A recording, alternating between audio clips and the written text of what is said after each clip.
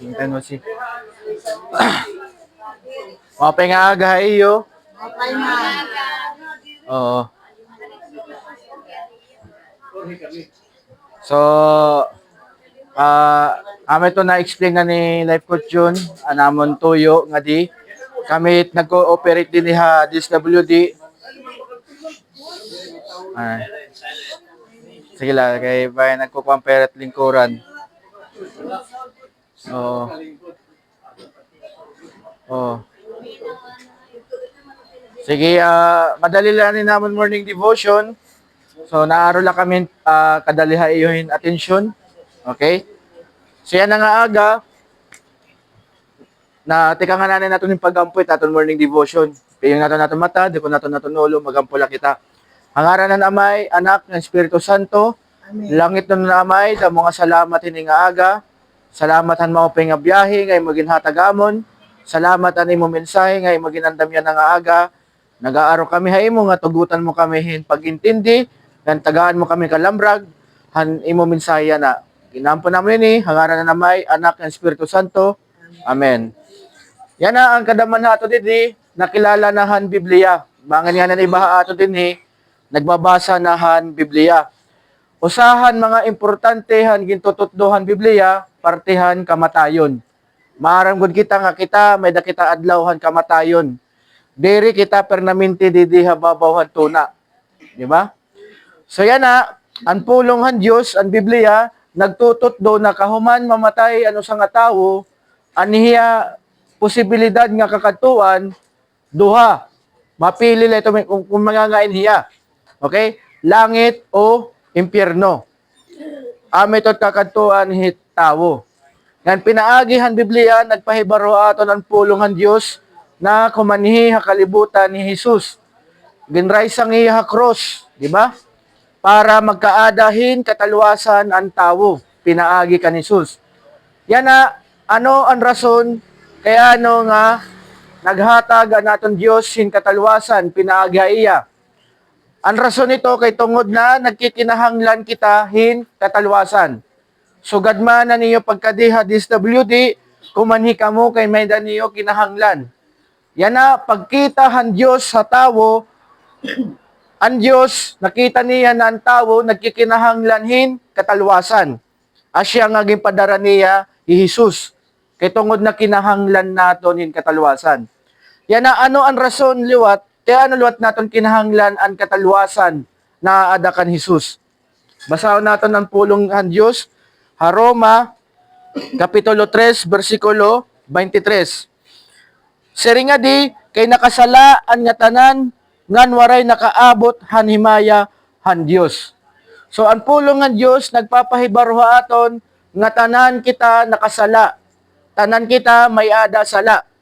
Waray tawo nga waray sala. Okay? So yan na, ano ba ang kariksig ngunit sala?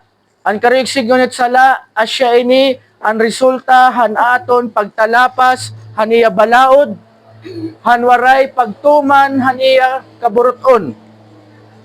Di nga ni kita magbuhat, o tumalapas nga ni kita han balaod han Diyos, sala ito. Dili kita magtuman, han kaburuton han Diyos, sala itiya. So ano ba mga balaod han Diyos na aton gin talapas?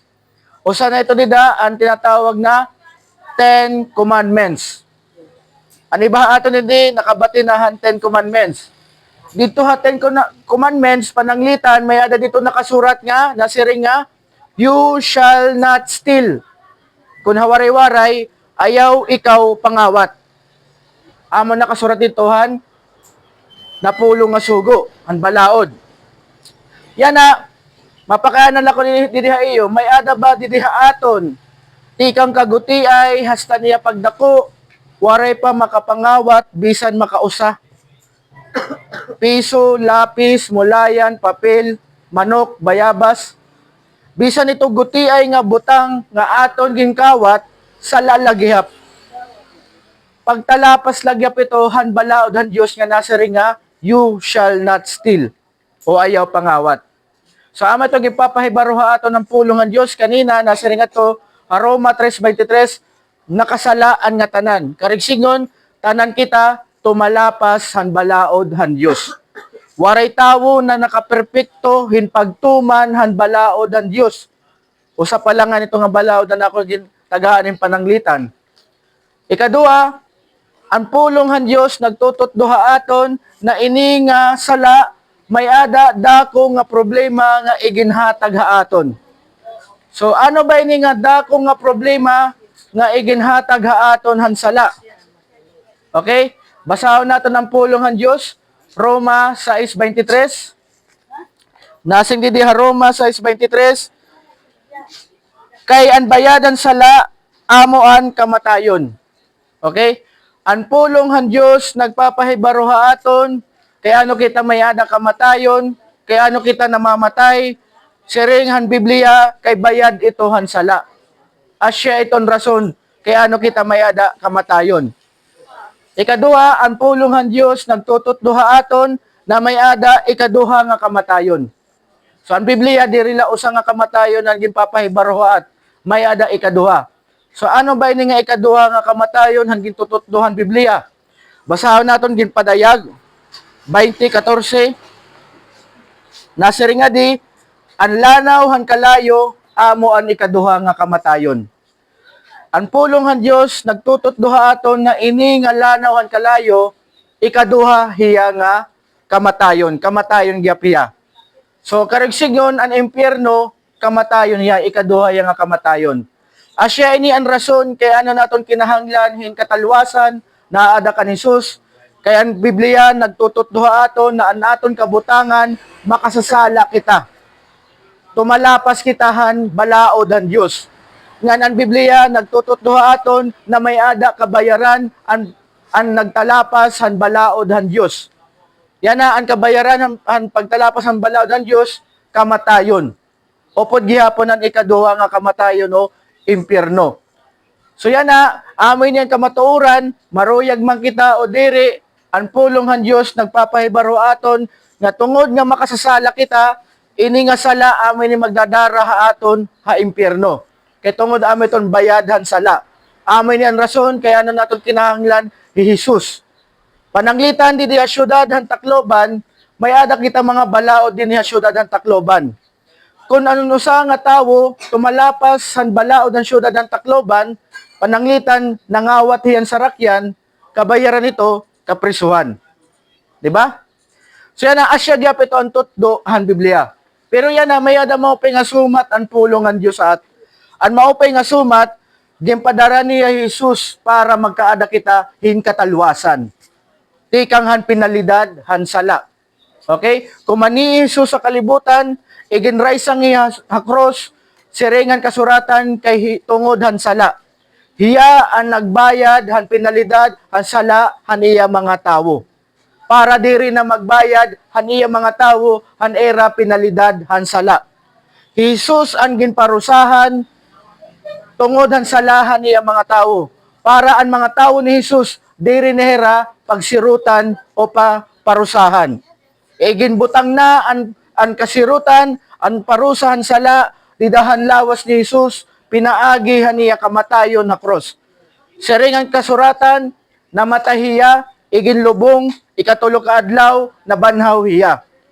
Yan na, nalingkod yan na naton Ginoo, hatuuhan naton Diyos Amay. So yan na, amoy niya ang katalwasan na igintututduha aton ang Biblia. Yan na, ini nga katalwasan na ada kan Jesus. Paano naton ini makakarawat ini nga katalwasan na ada kan Jesus? Basahon naton ang pulong ng Dios, Juan 3:16. Ini nga pulong nga Juan 3:16, tikang ini kan Jesus. Jesus ang nagyaya kanini. Siring ni Jesus sa Juan 3:16, kay ginhigugmagod han Dios ang mga tawo kalibutan nga iginhatag niya an iya usagod lang nga anak, para an bisan hino nga tumuha iya, diri mamamatay kundi magkakamayada, hin kinabuhi nga waray katapusan. Siring ni Jesus, kay tungod han pagigugmahan Dios ha mga makasasala, iya iginpadara Jesus, tungod han iya gugma. Karayag signon, ang pag-abot ni Jesus din ha kalibutan, pagpapakita ito han gugma han Dios. Kay kun waray paghigugma han Dios sa aton, diri mapaka ni Jesus. Diri ya mamamatay ha cross kun waray paghigugma ang Dios sa aton. Aniya pagabot, aniya pagkamatay na cross, pagpapakita ito han gugma han Dios sa aton.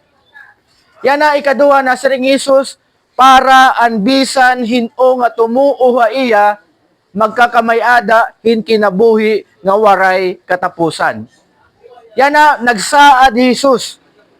Anaton Ginoo diri maara magbuwa. Diri para si tawo nga itawo makasasala nakakabuwa. Anaton Ginoo diri maara magbuwa kay tungod nga baraan hiya. Kung magsaad anaton Ginoo, sigurado ito ngan matutuman ito. Yan na ang saad ni Jesus, Juan 3:16, kung hinuman an matuo ha iya, aniya saad, may kinabuhi nga waray katapusan. Ano ba't karigsigyon at kinabuhi nga waray katapusan? Amoy to't pananglitan hit katalwasan, na ikaw, kahuman mo mamatay, kung tumuo ka kanisus, kinasingkasing, papasudlon ka, han Diyos, dito ha iya ginhadian o halangit. Amoy ton saad ni Jesus. Kung diri ka matuo ha iya, diri ka papasudlon, han Diyos, dito ha iya ginhadian o ha iya langit, kundi magaatubang ka, han imo pinalidad, han imo sala, kay tungod nga, waray ka tumuo kanisus. Okay? So amoy ton pahibaruha aton ni Jesus nga waray mga kasulod dito ha ginhadian han Dios amay waray mga kadtuhan Dios amay kun waray ang tawo magtuo ha iya. Siring ni Jesus sa Juan 14:6, I am the way, the truth, and the life. No one comes to the Father except through me. Jesus la ang pamaagi para makakadto kita haaton Dios amay. Waray na ibang ngaran na makakaangkon kita, makakakarawat kitang katalwasan kundi hangaran gudla ni Jesus.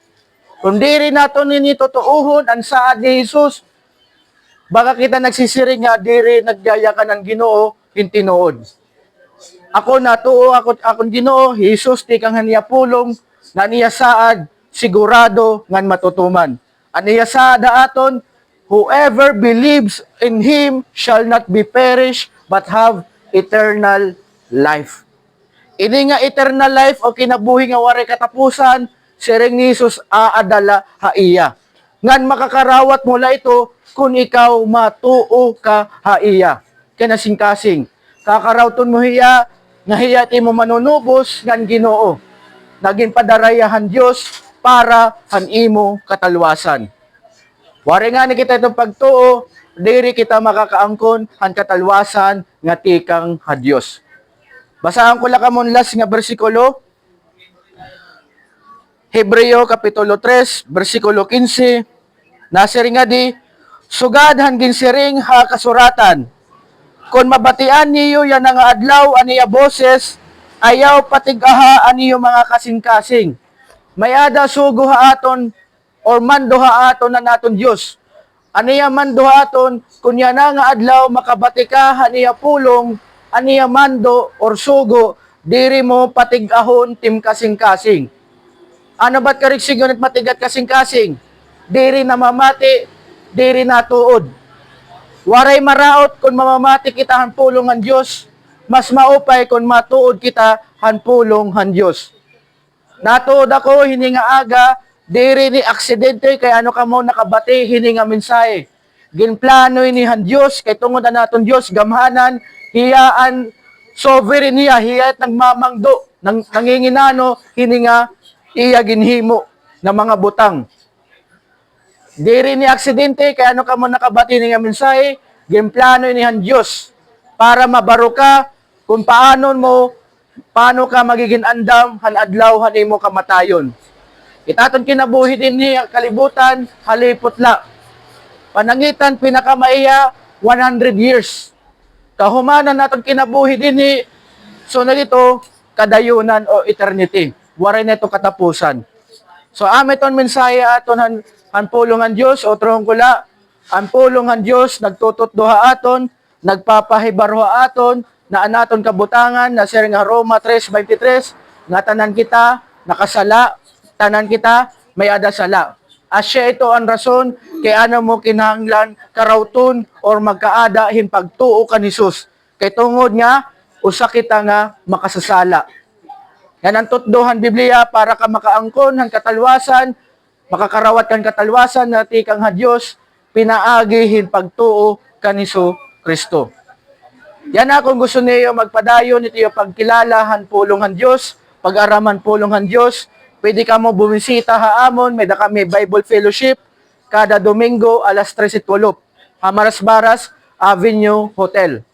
So kung ato ka lang Maras-Baras, kung interesado ka mabaro parting pulong ang Diyos, magkaadang Biblia, na nahatagyap kami libre ng Biblia, okay? Pwede ka mo bumisita, mag-observe it amon Bible Fellowship. Kada Domingo may da kami fellowship. Domingo alas 3:12 ha Avenue Hotel. Unahan lang ito is hospital. Okay? So, magampol lang kita, ipiyong naton mata, doon naton ulo. Ang ngaran ng Amay, Anak, and Espiritu Santo, langit nun na Amay, da mga salamat, hanimo mensahe, salamat, hanimo pagigugma, tungod hanimo pagigugma, padara mo Jesus, nabaroan namon, tikang hanimo pulong, nga may ada ka katalwasan, pinaaging pagtuo kan Jesus, na makakarawat namon ini. Inaampo na akon, o Diyos, nga kung may ada ka manidingin tagaan yung pagtuo, buligan mo nila pagtuo nga magtubo, ikaw magproteksyon at era pagtuo. Kung ano man na era tuyo, din na DSWD, ikaw ang magbuliga era, tagaan mo rin success, inaampog yap namon ang empleyado ang DSWD, yan ang adlaw, tagaan mo rin maupay nga kasing-kasing, kusog, nga maupay nga pananahuna, para maupay era serbisyo publiko. Kinaampog yap namon ang era kalag, nga makaangkon gyapera, kinabuhi nga wari katapusan, na pinaagi ang pagtuo kan Jesus. Ikaw lang na ngay dayawon, waray na iba. Inaampo naman ini, hangaran ng Amay, Anak, ng Espiritu Santo. Amen. So, damo nga salamat ta iyo. God bless. Balik ko lang kamukan. Kung babalik pa yan, dili. Salamat. God bless sa iyo. So, salamat.